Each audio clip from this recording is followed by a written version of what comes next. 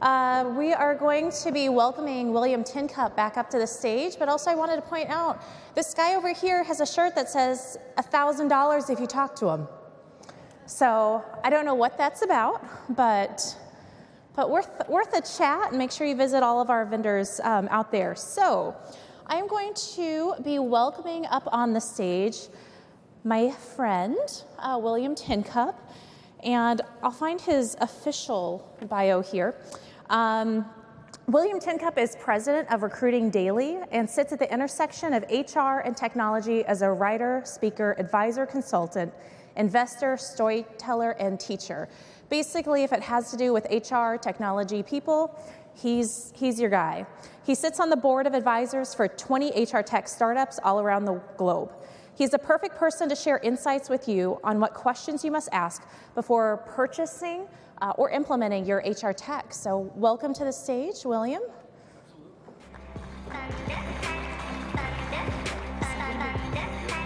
All righty. Okay. So the best part about this session is it's useful. And I say that in kind of a funny way, and no one laughed. So you're going to get the slides so you can take notes, which is always kind of cool. But if you don't care to take notes, all this stuff, the deck's going to be available to you afterwards. Because these are questions that we're not really great at asking. So the whole bit is about how do you prepare for when you're about to shop, when you're about to look for software. What do you do? What's your process? What should you be asking? What should you be thinking? So before we get started, I want to thank, I want to thank everyone for being here. So that's A. B, all the vendors. We have a ton of vendors. I think there's about 1,000 people here total, and we have a wonderful representation of different types of HR technology out there. If y'all don't know the economics of kind of how a trade show works like this, basically they're the ones that pay for it. If you want to get right down to it, they're the ones that pay to be here and be in front of you. So if you can, find it in your heart, walk around, shop, talk to them. You don't have to buy anything, but it's like a mall. Like any mall, you don't have to buy anything. You can just walk through and try on clothes like I do. So let's get right to the presentation. This is how we purchase software now. So we kind of look at features and functionality.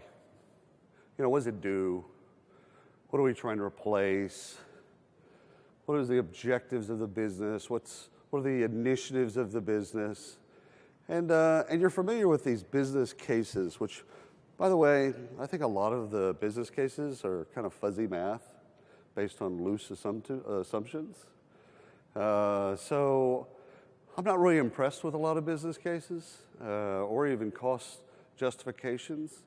So I kind of look at those things kind of a little bit skeptically. I think you should too, because I'm not sure that there is the payback that we want there to be on certain types of technology. It doesn't mean we shouldn't invest in them. And sometimes when the vendors give us a business case or cost justification or cost benefit analysis, et cetera, you should really look at the assumptions being made there. You don't want to lie to your CFO. You don't want to lie to anybody, actually, but you don't want to lie to your CFO for sure. But you want to make the case for, financially this is important, but okay, outside of finance, here's why this is important. There's a lot of different classifications of software that kind of fit that mold. Wellness, well-being, this new classification of software, employee advocacy. There's interesting kind of new categories of software that might not make the CFO's radar. So this is how we purchase software. And these are kind of the right ways to look at things. I want to pay attention to UI for just a second. Sometimes software vendors will use lingo unbeknownst to us, or not our normal lingo. So UI, user interface, UX, user experience, and UA, user adoption. So in the back of your mind, if you hear those terms, they mean different things, vastly different things. UI in this case right here is kind of a, if the software is pretty and intuitive, will my users, will my employees be able to actually kind of get into the software, and will they be able to use the software in a way that's natural and normal, right? Important. In fact, I just came from an analyst meeting last week, and their UI isn't great. The irony is their software is fantastic, but now they need to go spend a bunch of money in making their UI just as fantastic as the software, because it would be painful to put it in front of you, because you would look at it and go, oh my gosh, this looks terrible, but yet it runs, the engine that runs the software is so gorgeous. Anywho, this is how we purchase software now. What I want to do is I want to take you into how I want you to approach buying software in the future, and things that I want you to ask. The questions that are on this list, most of them are very uncomfortable because I want you to be at a place where you're asking difficult questions of your vendor partners, okay? And so let's kind of look at these. So let's start with the second one, because it's probably the most obviously painful for a lot of vendors. But I don't believe that you should ever pay for training, ever. You're paying for the benefit of using and licensing their software. Why would you pay for training in their software? If their software is not intuitive enough for you to learn it pretty simply, then they should work on that, A. B, they should train you, because what training equates to them is usage, adoption, and consumption. That means that they get more people using their software, which means that ultimately you get more value out of the software, which is good for you, and they get retention. Like, it's in everybody's best interest. Here's what has happened in the past.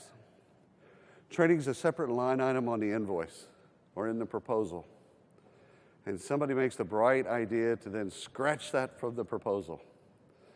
Now, what you've done is you've actually killed the adoption of your software. So you've licensed software where training is not going to be involved, with the hope that you're going to learn it on your own. That rarely happens. I'll just speak frankly. It rarely happens. So don't pay for training. Let's just leave it at that. What is the user adoption plan? This doesn't mystically happen. Getting people to actually use business software isn't voodoo. It isn't mysticism. You don't have to conjure up, a dragon or something like that. It's actually training. Is most of what user adoption comes down to is, how do you train people in software? How do you get them to use the software? So if they don't have a plan, and you don't have a plan, that means there is no plan. That means you're probably not going to be able to really leverage the software, because people are going to use it as they use it, and you don't want your users, your employees, to do that, or yourself. So some of these other questions are really just more or less painful questions that you want to ask vendors. What you'll find in a roadmap question is that everything in a kitchen sink is on the roadmap. If you ask about, hey, is performance management? Yep, it's on the roadmap. What about succession planning? Yep, it's on the roadmap. What about compensation? Yep, it's on the roadmap. What about, a World Series victory? Yep, it's on the roadmap. So everything's on the roadmap. What you really want to do is get clarity around the next 9 to 18 months. What's really on the roadmap? Like, what's going to be released, and when is it going to be released, and can we see a beta of what you've built? So user bill of rights, most vendors do not have that. That's why it's a painful question to ask, because what you're asking them to do is to think about the users, your employees, as people that have rights, that people that should be able to use the software and leverage the software to the benefit of the company. So, these questions in general are mostly to get you to think outside of the box of features and functionality. Features and functionality are good, but not great, because most software shows well. Most salespeople know how to give a sales demo really well, actually. I call it jazz hands. So like sales demos are jazz hands. And if a salesperson can't do a sales demo and you're not like really, really, really impressed, that's probably a terrible salesperson. It's kind of an indicator. Like you're probably not good at your job. You should probably find another line of work. Okay, so this right here, the second to last piece is important to me. Talk to users and buyers of the product. And in most cases, if you can, get to people that are most like you, okay? Try to get to people that are, if you're a hospital with 5,000 lives, try to get to people that are like you, okay? So that you can kind of, not just their official people that they give you, by the way. So let me give you a little bit of an insight into that. They're going to give you like a list of references, just like a list of references for a job. I'm going to hand you a list of 5 people that are going to say really cool things about me. Well, with vendors, it's the same thing. I'm going to hand you a list of 5 customers that are going to say really cool things about me. You want the people not on that list. That's actually what you want. You want to find people that aren't on that list who possibly even left the software to find out why. It's in your best interest to find out and talk with people that have used the software and left, or evaluated the software and didn't buy. These are all good people for you. Like, they might not have bought for their reason, but it still might be great software for you. So, this is why we're terrible at software negotiations. It's kind of stacked against us in a way. They do it all the time. So the people that I referenced out there who are wonderful people, they do software contracts every single day. Okay, so they're really used to it. Generally speaking, it's their contract. So they're really accustomed to their contract. They're really accustomed to negotiating their contract. And how many software applications are you going to buy in a given year? Not that many. So your muscle memory isn't that great. And so that's one of the reasons that you're at a disadvantage. So it's yet another reason why you're in the room, and another reason why you step up your game when you purchase and ask difficult questions, because you're just not put in the position that much. All righty, a couple things that I want you to consider. So data is real easy. This used to be a really painful question, especially at the advent of SaaS, because it was co-owned or even owned by the vendor. SAP was notorious for this, where they would actually own the data, and if you wanted your data, you had to pay them for your data. But it's a good question to ask. Any vendor is just, okay, what are we doing with the data? Are you using a metadata? Are you anonymizing our data and bringing it up into the cloud and looking across? That's fine. But when you leave, because there might be a point when you change your mind and want to do something different with software. Okay, and in doing so, you want to be able to take your historic data and move it with you. Pretty painlessly, by the way. Not just take your data, but do it in a way that it is actually easy, natural and normal. Training, we've been through that.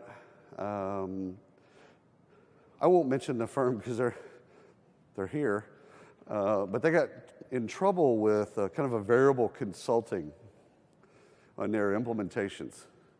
So they would essentially say, yeah, implementations are this, but then it's, $100 per hour after that, and this, that, and the other. Well, every report and every little bend in the software was a new invoice.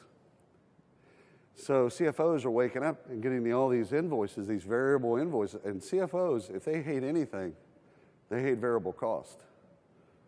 So these invoices just kind of show up, and so they got in a lot of trouble. Nah, I say a lot of trouble. They went to a fixed implementation cost, which is smart. I like people that bake their implementation cost into the cost of ownership, into the cost of the licensing. If you have to pay a separate implementation cost, kind of break down what you're paying for. Ask that tough question of, okay, I get it, it's $40,000. Or it's the first, 3 months. Okay, got it. How long is the implementation going to take, and what are we really paying for? And some vendors will do this right insofar as they're going to get into your historic data and clean the data and kind of scrub it in a way to basically make sure that that data that's coming from a historic system is coming into the new system and is coming in the right way. That's okay to pay them for that. First of all, it's hard work. And secondly, it's going to make you better, because if you're trying to make data-driven decisions, it's based on good data, right? You can't make data-driven decisions if you're sitting on not so great data. So I like it when firms do that. They take it upon themselves to make sure that the data that goes into your system is a bit more pure, so that you can do something with the data. If you know that, and that's a part of the cost, that's okay. But none of their implementation costs should be as a surprise to you, and none of their implementation costs should be fuzzy. You should know exactly what you're getting for your implementation costs. Maintenance, one of the things I've learned about maintenance is that a lot of firms will pay for a higher level of maintenance. You might not think of this right now, but instead of having a basic maintenance, let's say with a global payroll system, you might actually pay a little bit more per month in maintenance to have 24/7 access, 1 hour response time or something like that. You might pay a little bit more for that. But again, it's kind of looking at the software. What is it? Is it mission critical?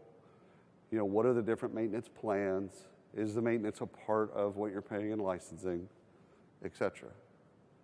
So these are things I want you to consider at every purchase. You're buying a brand new payroll system, I want you to consider these things. You're buying a brand new performance management system, consider these things, et cetera. So this right here, I'm going to take you around this wheel, and this is where satisfaction actually happens. And I'm going to break down each one of these and kind of questions you should ask, again, in each one of these areas. And these are indicators are these folks going to be good for me? This is a match. That's what we're looking for, is this is a match. This is how do we kind of find the right fit between your needs, your organizational needs, your other technology needs, how this fits in your workflow and with the rest of your technology stack, and also how are they to deal with? Great software, not so nice people. Can you, should you, do that deal? You'll have to answer that yourself. So the first thing is about product. The best way it's visual, I'm a visual learner, so I'll explain it visually.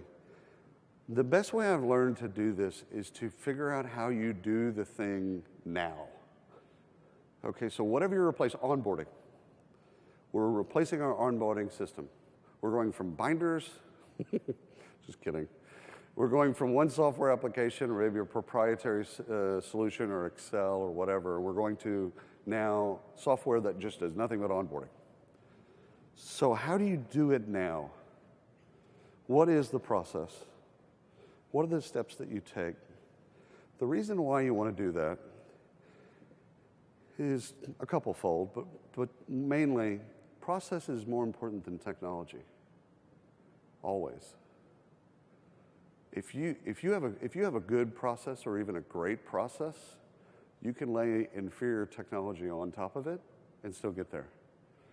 You can't do the opposite. You can't put great technology on top of a terrible process and expect it to work. So there's a reason that you think about how you do things right now. And you think about how that product, because it might be a perfect time to look at your process, modify your process, get your process, maybe audit it, test it, make sure it's right, okay? And then look at software that then fits the process. So many people pick software and they think that software is going to solve their problems.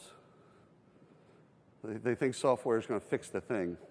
I'll go out and buy onboarding software and I'll just put it in there and it's going to fix onboarding. Not if your process isn't right. It will not. So these are the questions you would want to ask in product. And again, important, but one.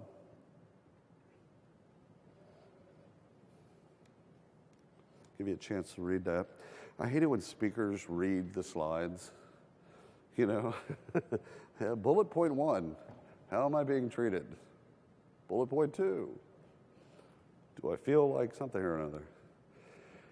The sales process is the romance phase of a relationship. It's never going to get that good again. I just celebrated my 24th wedding anniversary yesterday. Speaking from a bit of experience. If you don't feel good in the sales process, like your gut, your intuition, this isn't data-driven decisions, by the way, but just you've been doing this job for a long time. You're probably pretty good at what you do. If you don't get a good feel, trust it. Because it goes nowhere but south after the deal is done. So really trust yourself. What I'm asking you to do is really trust yourself in the sales process. Salespeople, first of all, I love salespeople. We're all salespeople on some intellectual level. But salespeople are really good at doing demos, and they're really good at convincing you that you need to buy this software. Okay? And their job is to be both likable and compelling.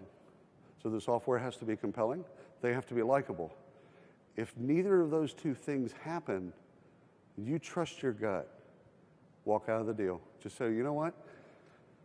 There's over 24,000.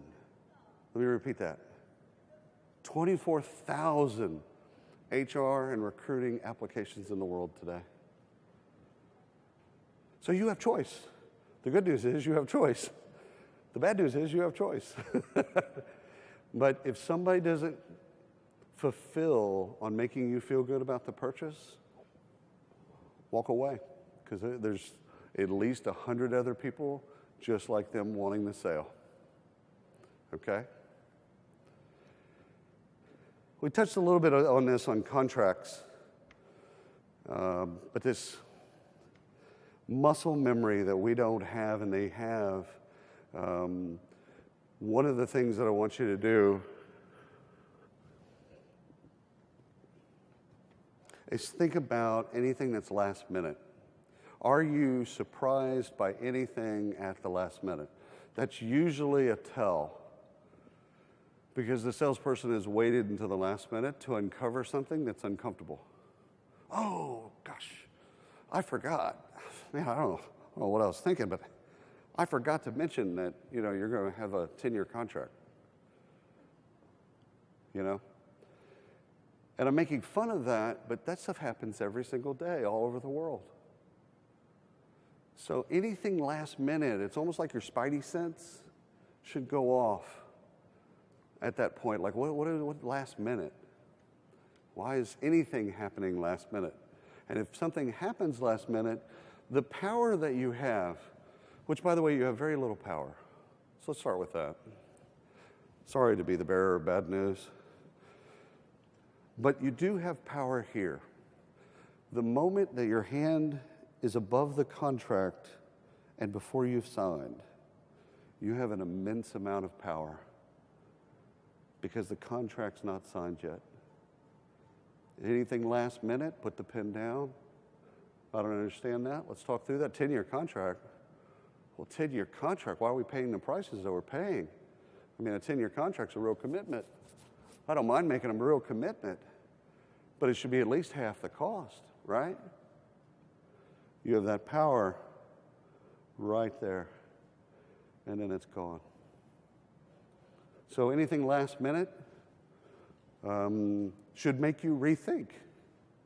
And you should even talk to the salespeople this way.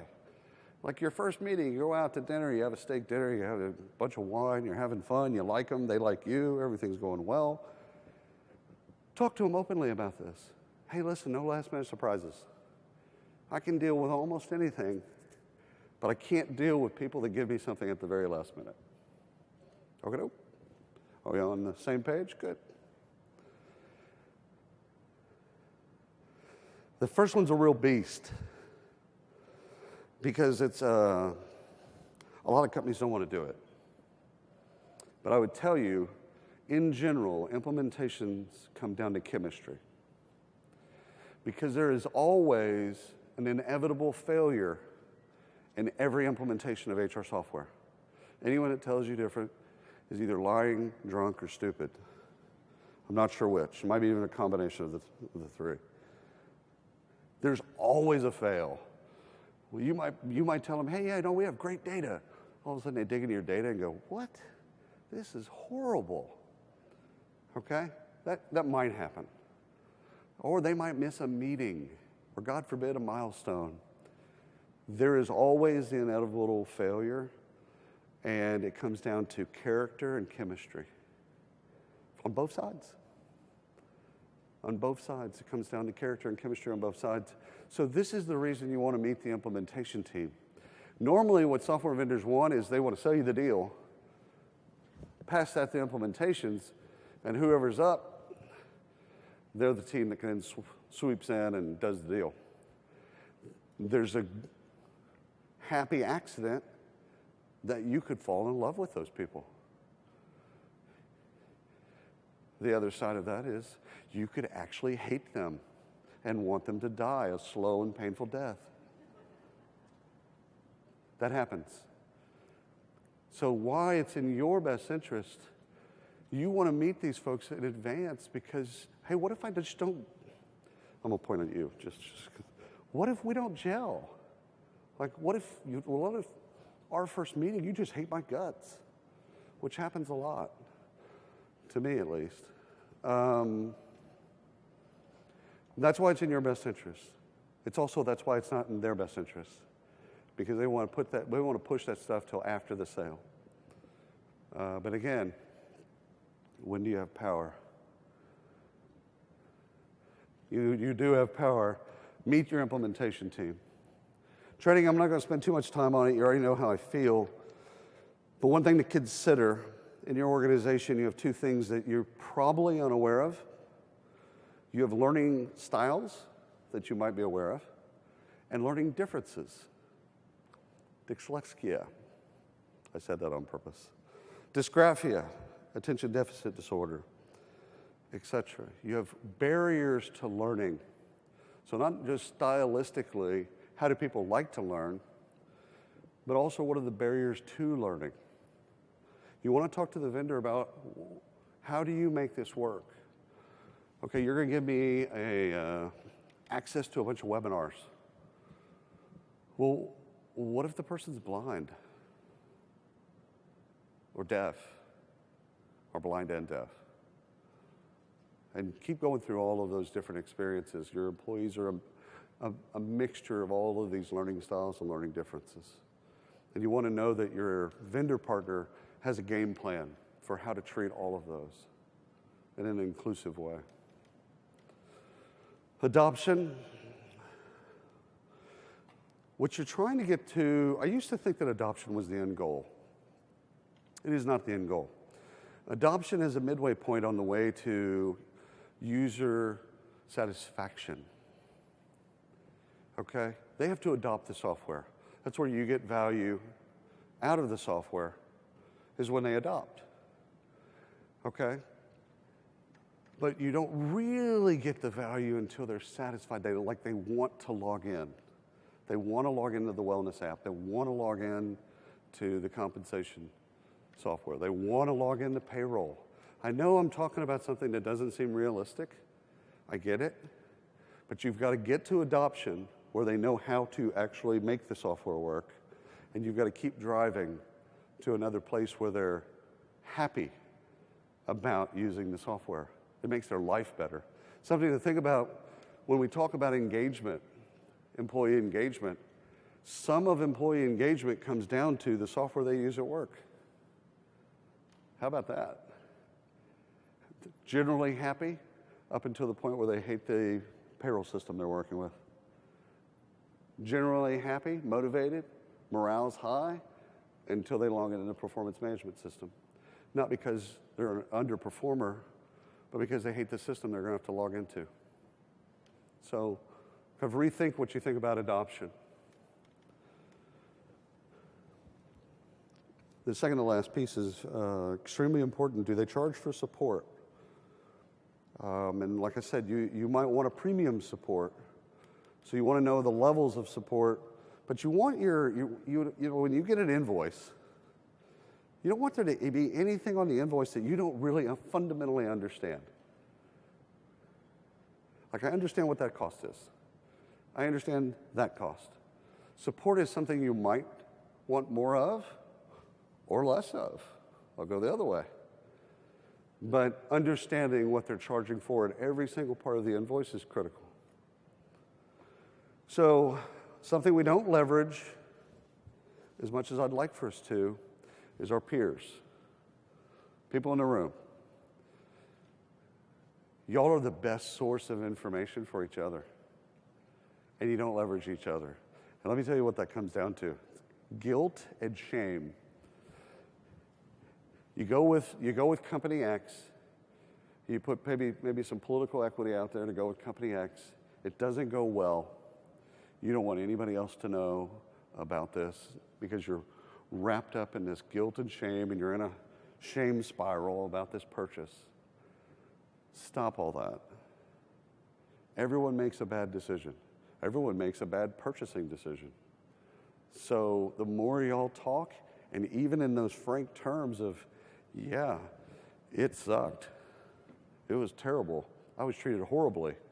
They didn't do anything they said they were going to do. Or we didn't do what we said we were going to do, etc. But talk to each other. When you're about to make a purchase and you don't send an email to 100 of your best friends in HR, you're failing your company. I'm not trying to make you feel bad, because that adds to the shame and guilt, but my point is leverage your peers. These are the questions around those 7 areas. These are the things that you might want to ask, but you might want to ask a bunch of different questions. Hey, like, how did this fit in your workflow, and how did data move in and out? Was it easy to run reports and things like that? So you might have a whole bevy of other questions that you want to ask. But the point is ask each other. All right. Because implementations are so important, I wanted to kind of give you some questions to ask about implementations. So vendors, generally speaking, will play down how implementations go. I'm just going to tell you the truth.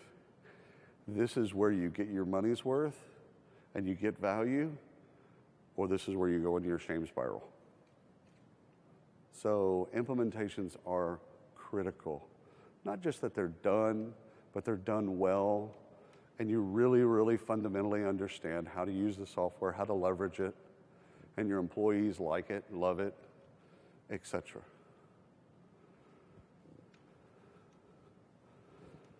Again, that power that you'll have, pins above the contract. I should have like a photo of that, like a pin like literally above a contract. So these are the questions to ask. These are questions to ask internally. So you would want to ask these questions of yourself and your own team. And these are questions that you would want to ask your vendor. Why are we doing this? What is our mission? What are we trying to accomplish? Are we just switching out because we hated the last vendor? Or are we switching out because the proprietary software that we were using is no longer going to be supported? Or what? What is the real mission of this? Get everybody on the same page.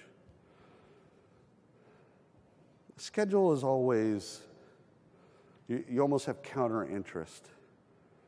You want to go fast, and they want to be, not slow, but they want to be high quality, let's say. You want to meet somewhere in the middle. I would ask about their average implementation speed.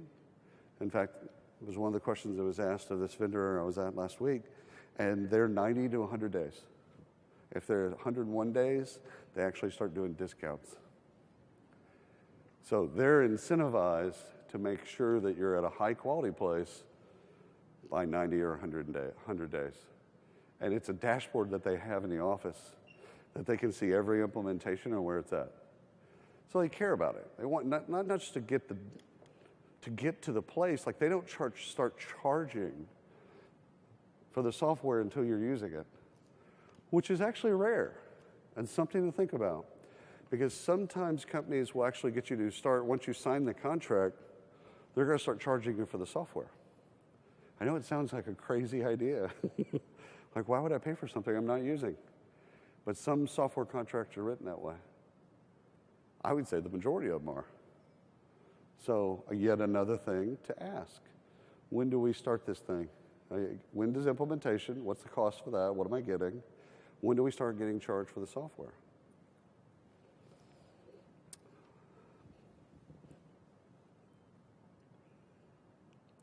Your implementation team is going to be something that will also make the success. Who you get internally to do the management of this project. Are they a project manager, meaning someone that can kind of keep you on time and on track, or are they really good with software? Potentially maybe even this software.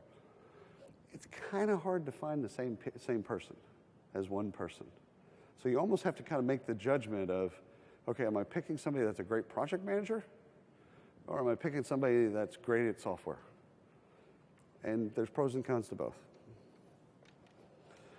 Second to last, actually I'm going to do it both of the last two. Change orders. Again, no surprises. You can't have surprises. So ask them about change orders. Just openly, like, okay, how do you handle change orders? And if they look at you blankly like, whoa, we don't have change orders, great. Or if they look at you and say, oh, okay, yeah, here's what happens. Post go live, what we do with change orders is this. We spec out what you want changed. We put it in front of you as a proposal. You take the proposal internally, and we talk about it. We talk about the time and materials and cost, and you either approve it or you don't. Data migration, there's about 19 different ways to do data migration. So there is no one way, there is no best practice, other than the fact that you have historic data, and you want your historic data to be in this new thing. So are you doing it? Is an outside consulting company doing it? Is a data company doing it? Or is the vendor doing it? Somebody's got to get the old data into the new thing. And I would say at a high quality level. So not only do you need the data into the new thing, you need the data in the new thing in the right way.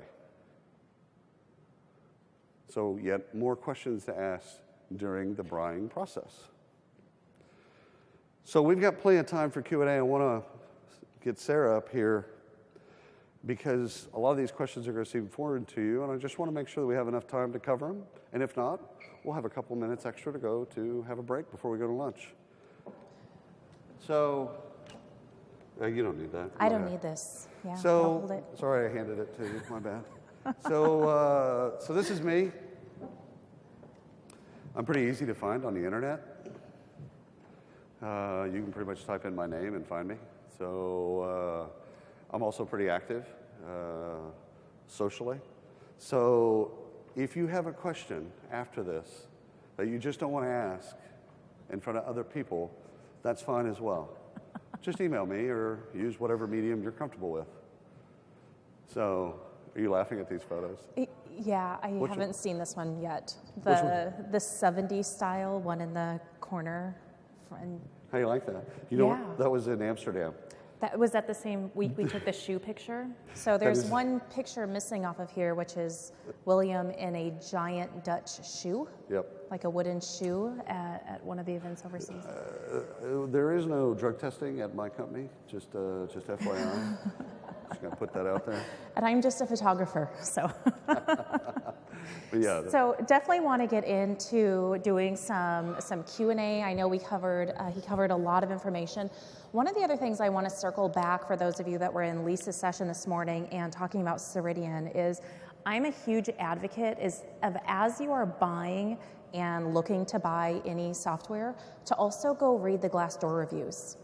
Because if the employees are unhappy, and a lot of us don't know, right? We're practitioners. We don't necessarily know people that work at all of these different vendors other than our salesperson. So go read the Glassdoor reviews, see what somebody is actually saying, what it's like, and then look at the trends. Because if it's trending downward, that's something just to keep in mind. If it's trending upward, right, then that helps you close that gap a little bit. So I think Glassdoor is one of our overlooked friends in buying. I totally agree. Google the company, go through first 10 pages just to see if there's anything there.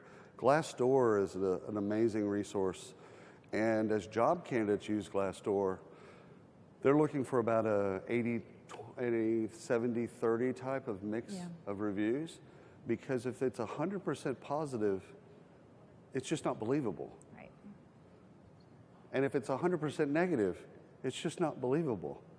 So what you're looking for is you're looking for a mixture. You're actually looking for someone that's in there. I saw CEO of Greenhouse had mentioned on Twitter the other day that he had just been through Glassdoor responding to people in Glassdoor. And I thought, A, that was kind of cool that a CEO would take out time, I think it was over the weekend too, and responding to Glassdoor comments. It's that important. Yeah. It's that important that a CEO of a major ATS would take time out of his day to then go in and say, I hear you, I understand, I'm not going to try to mansplain it, but here's what was going on, we're trying to get better, et cetera, et cetera. So, do you have any questions first? No, let's open it up. Anyone have any questions? We've got a giant mic cube that can be thrown around. There's 2. Really, no questions, you guys? Is everybody hungry? Hi. Yes. So I work for a very large organization, and the amount of solutions we purchase in a year is astounding. So it's the opposite of, some other organizations. And the problem when I conduct audits on usage is results are abysmal. Mm-hmm. Because in my situation, I oversee all of talent acquisition and recruitment excellence, and getting recruiters, for example, to use LinkedIn and Indeed, and onboarding solutions, and now AI, and anything to help them bring value to the hiring manager prior to that intake conversation, we're throwing at them. Right. So when a system is not integrated with Workday, which is our applicant, well, it's our whole CRM system, but we also use for recruitment. Let me take this one. The adoption numbers just nosedive. Okay. And so I'm looking for tactics. Yeah. Sure. Because sometimes the solution is fantastic, but there is a change management piece that isn't being addressed, right, or the opposite. So I'm Workday's worst critic. Oh, I am too. Okay. So I just want to get that out there. So And I'm totally neutral, so if anybody else is here, but it has nothing to do with work. Workday. I see this I understand. in any situation in my prior lives. Adoption is key. Correct. Adoption, so okay, I would say that there's probably 3 things that comes down to, okay, and tactically, things that you have to kind of get into. 1, training. So if we're talking about Workday's ATS, which I absolutely have disdain for, my best advice is to DQ it and go get iCIMS or JobVite or Lever. I'm not even referring to Workday. Great. I'm referring to... Okay, I got you, I'm sorry. So the first thing is training. And tactically, one of the reasons that usage isn't where you want it to be is because people don't know how to use the system. And they won't tell you that they don't know how to use the system. They won't admit that they don't know how to use the system. Second is change management, it's communications. And communications in the form of how important the usage of this system is to the company, but also to their performance. So let me show you kind of tactically a way to get adoption. Make it a part of their job. Put it in their job description. Put it in their performance review.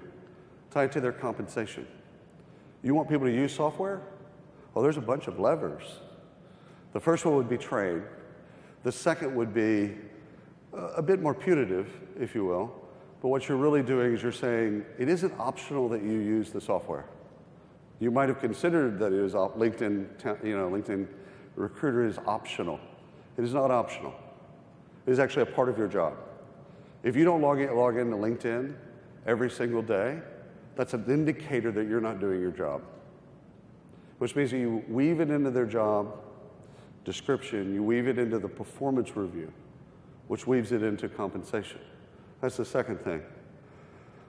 Third thing is you got to bring out the big guns. And the big guns are the C-suite. Because I'll tell you what, if the C-suite comes down and says usage is important, shockingly enough, usage goes up. It's kind of an amazing thing that happens. But that's the third thing you want to go to. First thing you want to go to is the vendor and say, what can we do differently that we haven't done and thought of in training? And if you have an internal change management team or OD team, then you'd want to go to them and say, what can we do differently in terms of training? And secondly, you'd want to kind of start saying, no, this usage thing, that's kind of not a nice to have, that's a need to have. And you'd start walking down that path. Third thing, bring out a sledgehammer. And the sledgehammer is your C-suite. And it might be a little awkward, at first to approach the C-suite and say, hey, I'm having some difficulty in TA getting people to use some of these tools. And I really need your support. Here's what I'd like for you to do.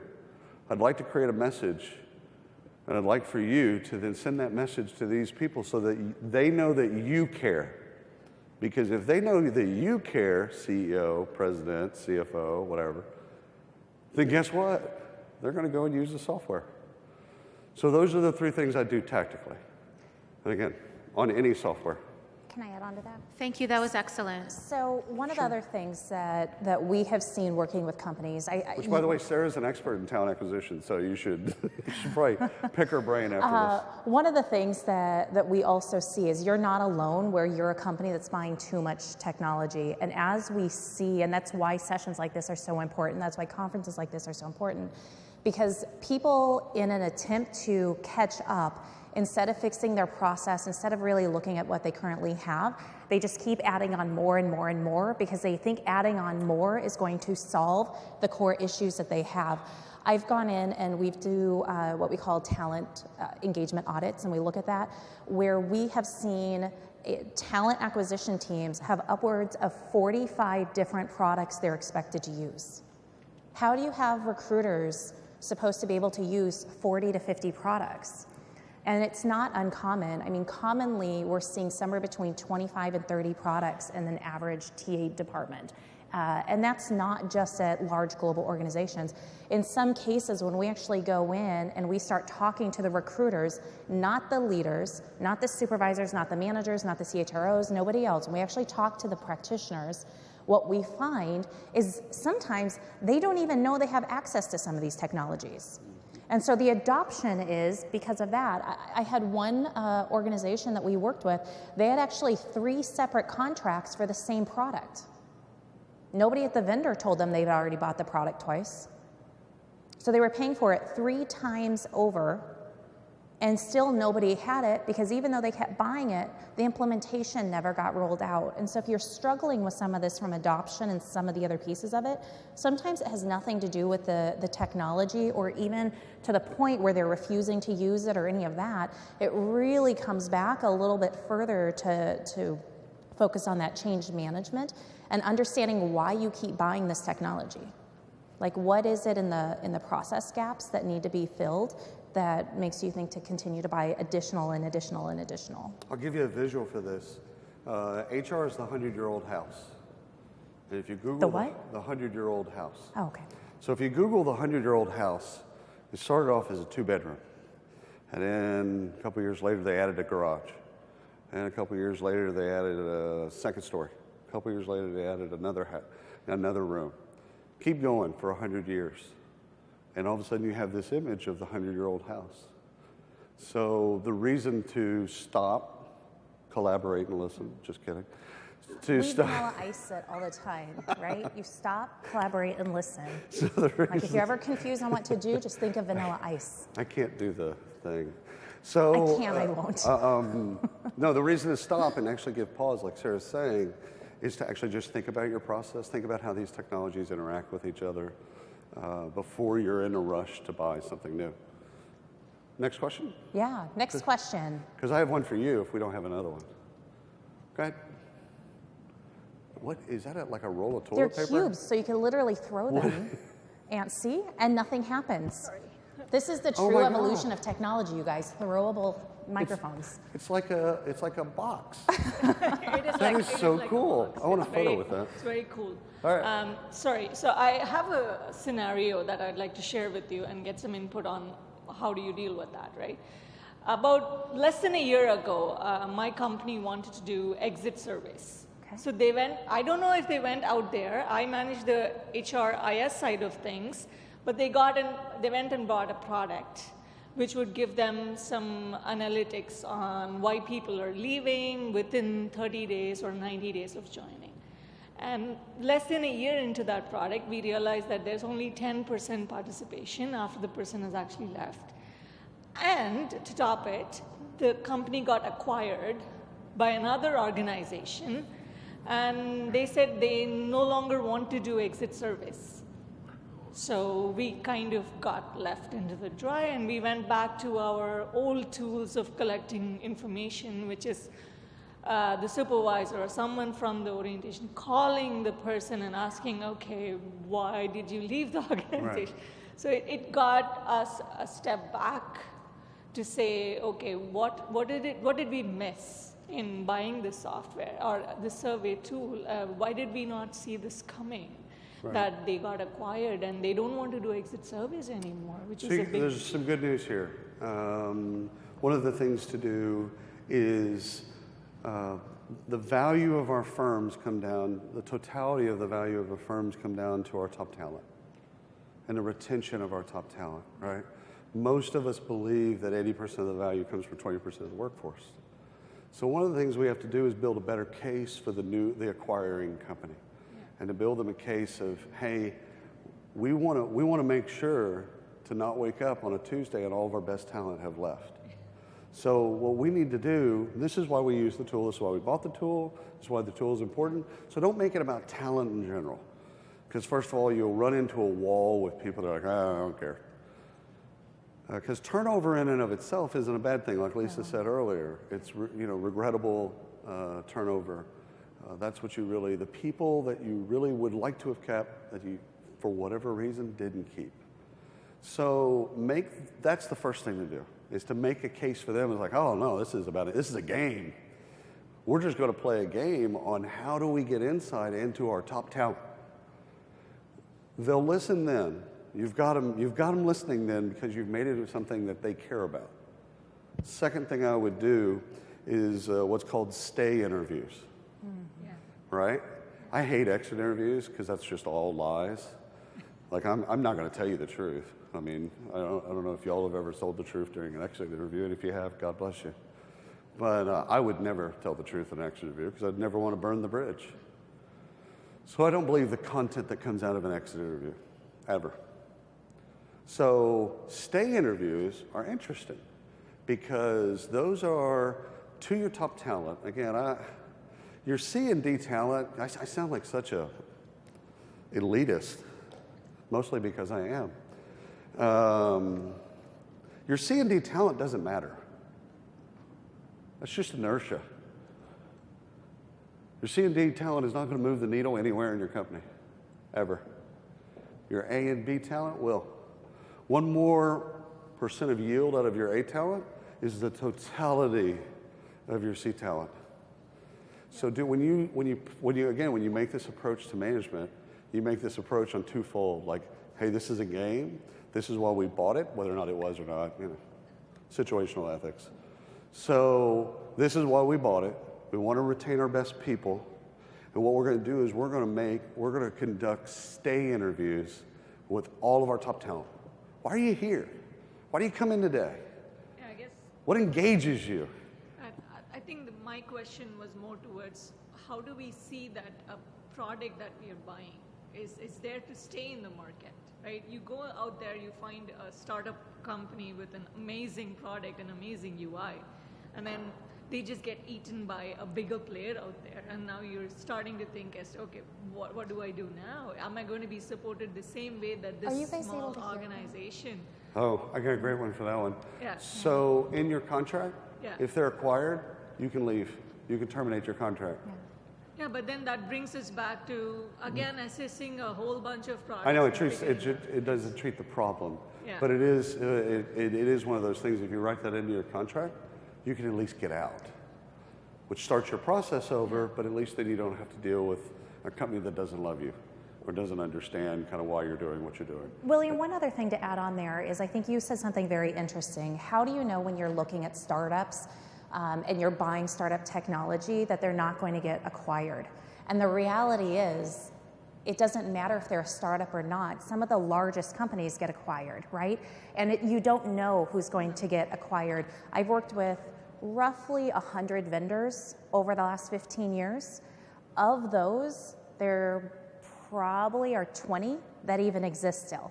And it doesn't matter how many, how large they were. I mean, whoever thought Taleo was going to get acquired, right? They were Taleo.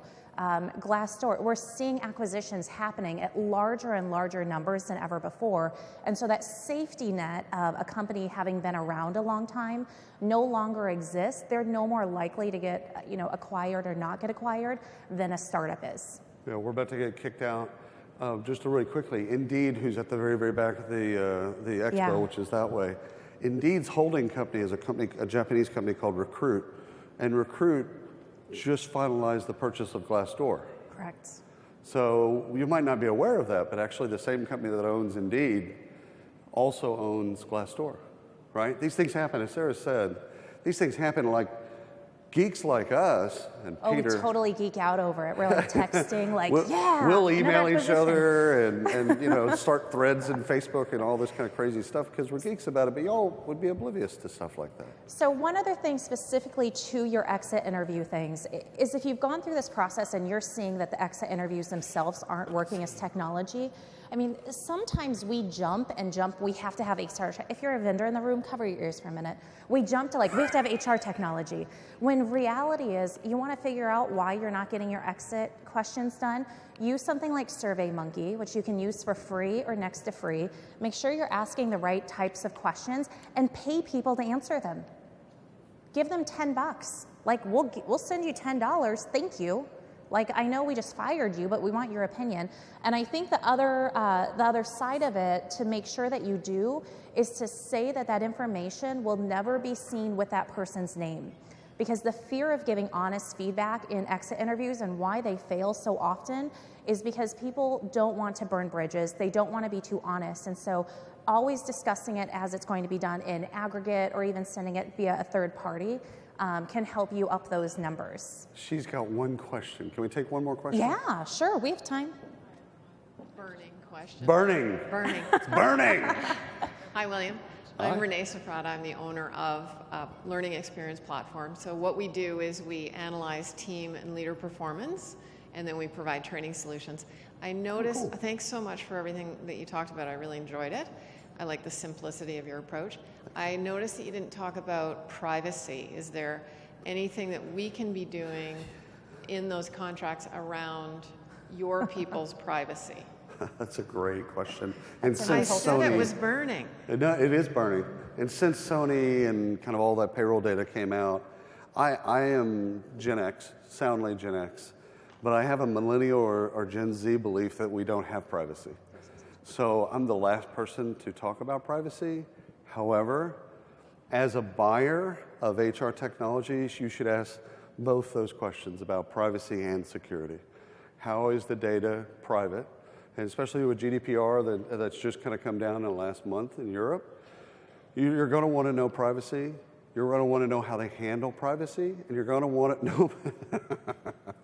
I should take a picture of that.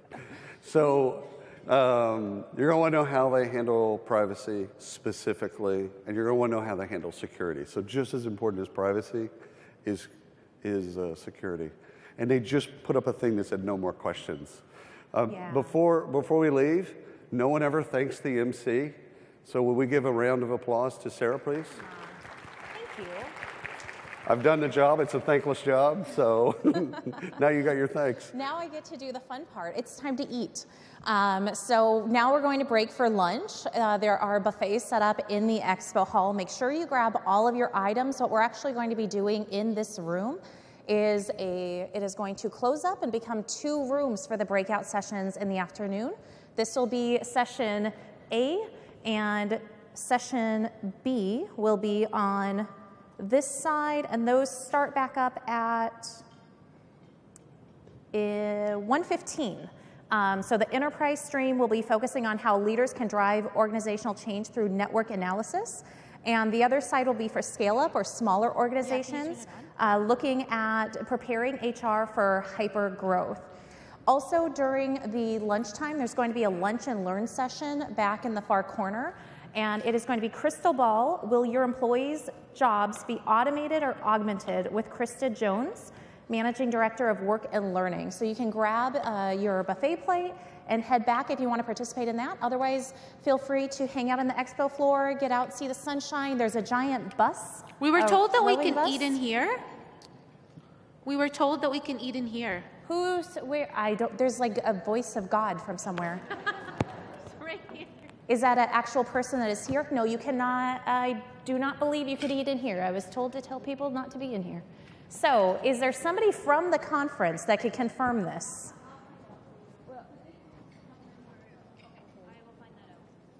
Is that a thumbs up yes or thumbs down no? Okay, yes, we do have to get this room prepared for the breakout sessions. Thank you guys so much. We'll see you after lunch.